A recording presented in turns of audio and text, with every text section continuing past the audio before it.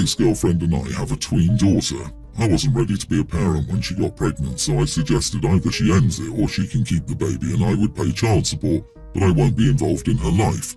She wanted to keep it, so that's what we did. About a year ago, I started to regret my choice and decided to contact my ex and ask to see my daughter. It went really well. She is just the sweetest kid.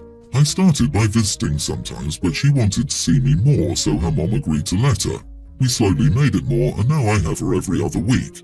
The rules in my home and in her mom's home are very different, and it's made her act up a bit when she's with her mom. For example, her mom expects her to do her homework before she does anything else, and I expect her to have all her homework done by the time we want to sleep. I don't care when she does it as long as it's done. So now my ex is calling me an idiot and saying I'm making things harder for her, and I need to follow the rules. I think she, the mum, is just jealous that my daughter loves me more. You are the idiot. You don't get to abandon the kid for that many years, then swan in and be fun dad to the detriment of your ex. She spent almost a decade raising your daughter on her own because you weren't ready, but now you think you're equal as parents? How do you think that sweet kid you met became so sweet? Do you think it might have something to do with the way her mother raised her and the rules she set? You coming back into her life should make things better, not worse. Yeah, someone's parents didn't make him follow the rules, and it shows. You've been a parent for 5 minutes. She did all the hard work, pal, so you need to have some respect for her. You gotta follow her rules at least for a while until the kid is old enough to figure out why the rules are different. Mom will always be the primary parent here. You made that choice for her. I think she, the mum, is just jealous the daughter loves me more. OMG, seriously, screw this guy. The audacity of men like him sometimes grinds my gears.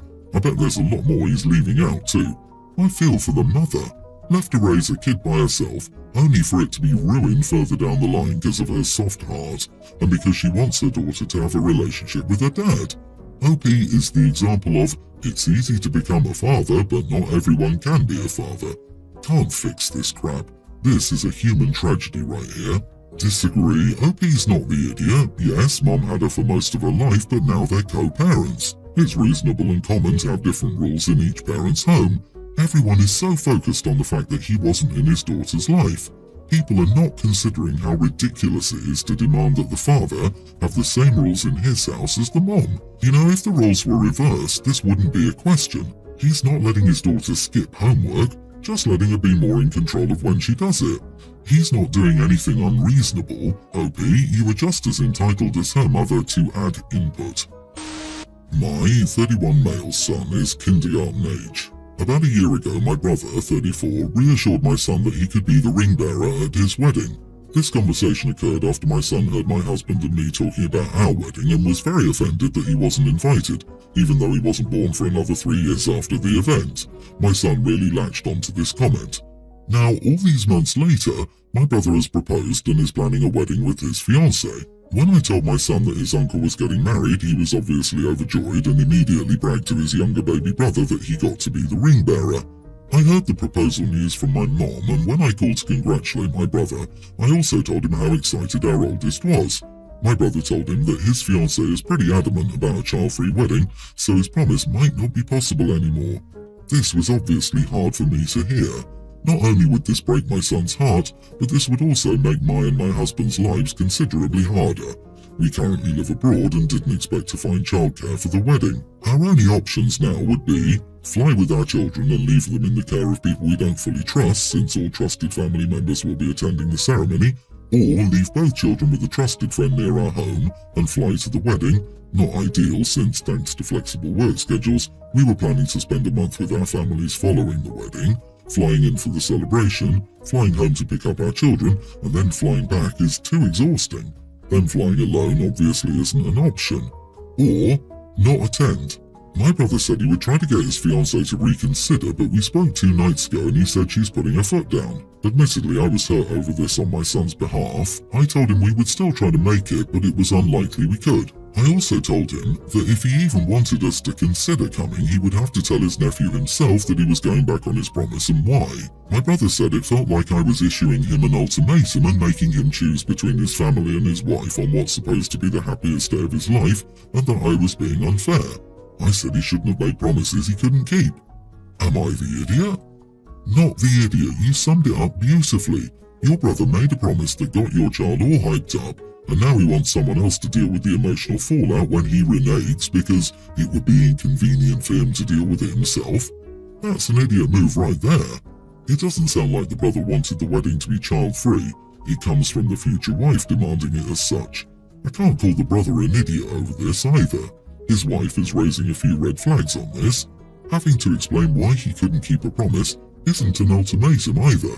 I fear he might become one of those guys who sacrifice their happiness for his wife's, no matter the cost. Honestly, if I were you, I'd skip their wedding. You and your husband can have a vow renewal ceremony instead with 2 ring bearers. Do something cute and invite close friends and family. Excuse yourself from your brother's wedding and explain the situation to your family. I agree, if you have a child-free wedding, then you have to accept people may not be able to attend.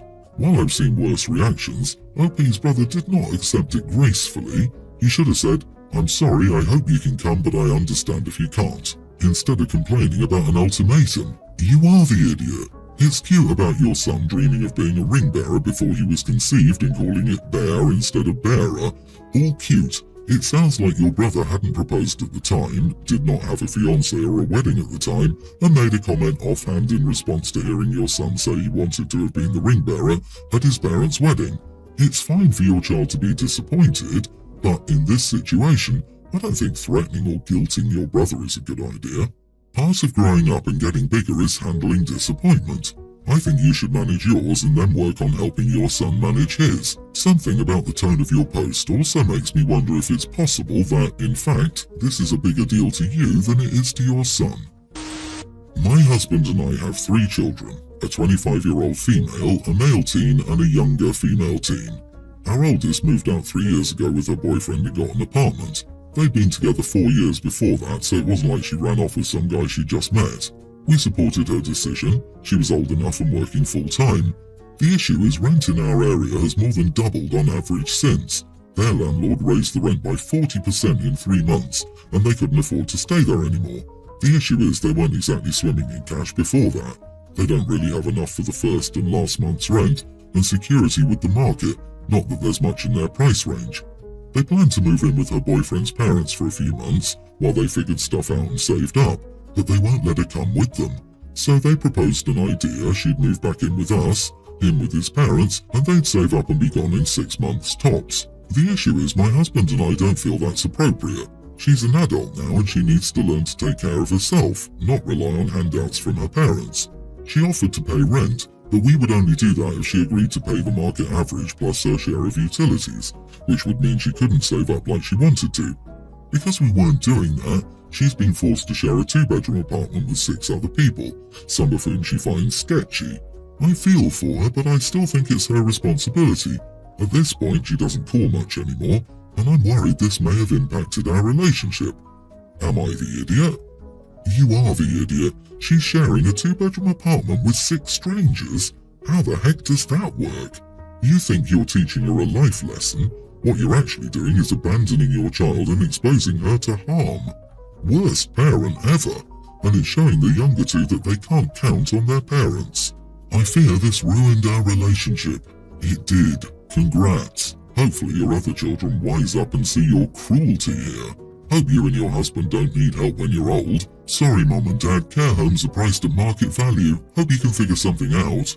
You acknowledge that your daughter's landlord screwed her, then paint the blame on her for not being responsible enough, then ask if it makes you the idiot. Honestly, it's obvious why you're asking. You're trying to justify your position. You can't even justify it with yourself. But you still asked, so let me give you the answer you already clearly know yourself. Market inflation is pushing us rapidly towards a recession. The landlord wanted more money to combat that. That screwed over your daughter, and she and her boyfriend found 2 doors waiting for them back home. It sounds like you're doing everything you can so that your child doesn't succeed. It sounds like you need to sit down and take a long, hard think about what you want out of life. The road you are treading is a lonely one. Good luck with damage control. If she brings you any grandkids, you'll need it. To set the scene here, I'm a 55-year-old father of 4 and grandfather of 5. The pertinent ones here are my eldest daughter Michelle, who's 34, her husband Peter, who's 35, and my grandchildren Beth and Sam, who are a tween and a young teen. To give some context to the rest of this post, Beth and Sam are adopted and are black, whereas the rest of the family is white. The problem arose when Michelle and Peter finally saved up enough money to take their dream honeymoon, which they couldn't afford when they married. It was a month-long holiday, during which time Beth and Sam came to stay with me. Beth has beautiful curly hair and lots of it, which she obviously washes and maintains herself, but she's still learning how to do certain styles. I asked out of curiosity what kind of style she'd like to have, and she showed me some pictures of ladies online with very impressive braids. Now, I've been bald as an egg since I was 40, and the only style I had before that was a mohawk in my 20s, so elaborate braids are a bit beyond my skill set. But a co-worker of mine, who is my work daughter, often has her hair done in styles very similar to the ones Beth showed me. So I asked her where she gets her hair done and explained it was for my granddaughter, and she told me that it's actually her sister who's a professional braider and put me in touch with her. So I took Beth to her sister. She got some very cool braids with beads and a cute little heart pattern at the sides, and the sister explained all of the upkeep stuff to us, and even gave the friends and family discount, which was very nice. Well, cut to Michelle's return, and she's deeply unhappy about me doing this. Apparently, she's always told Beth no to getting such braiding done because she believes that she's too young for it, and also because she says it's expensive and doesn't want Beth to get the idea that it's going to be an all-the-time thing. I've said I'm quite happy to pay for her to get it done as often as she likes because of how happy it made her, but Michelle is still huffy with me about it. Peter is siding with her as he says parents should be consulted about such things. But on the other hand, Sam is sticking up for me by saying that it's nice that I'm letting Beth partake in parts of the black culture she might miss out on in a white family, which wasn't even really an aspect I considered, honestly. I obviously am not happy that my daughter is unhappy, but I'm not sure if I really did anything wrong here. Help an old man out? Not the idiot, and you're adorable. But even though you're not an idiot, you have created a problem for your granddaughter. If her parents don't want to facilitate the further upkeep of the braids, they will probably have to come out. Maybe Mom had some points about cost and labour, so maybe you have to explain to your granddaughter that you didn't think this all the way through and that you learned something valuable here. The mom was offered by OP that he cover the cost. The mom is doing a disservice, and if she continues to find excuses to not help her daughter keep her hair healthy, which the mom could learn with the daughter and have a bonding moment, she will ultimately show her daughter passively harmful views. She adopted kids willingly, one with different needs, and is unwilling to learn to maintain that, which is not very good parenting. Agree, it sounds like the mom has never researched black hair care. I'm not even going to touch on the mom's weird claim that the child is too young for a hairstyle that's a staple of most black girls' childhood. Honestly, I have the uncomfortable feeling that Michelle didn't want her daughter to look too black or something. If I'm correct, that's awful and makes her seem insecure. Yep, sometimes white adoptive mothers of black children can get a little put out, possessive, and even jealous when the children start connecting with other black people or learning about aspects of their own black cultures. If this is what Michelle is doing, even if she denies it, you need to tell her to calm down. Beth isn't being taken away from her, she's just learning about her hair. I would continue to pay for the braiding so that Michelle doesn't have an excuse to pull Beth away from what could be a source of connection for her. My son's 4th grade class had a field trip to the Science Museum yesterday. I was asked to chaperone by his teacher. Sure, my nephew Alex is on the other 4th grade class and he has ASD. He does require a shadow, and unfortunately the shadow couldn't come because he was ill.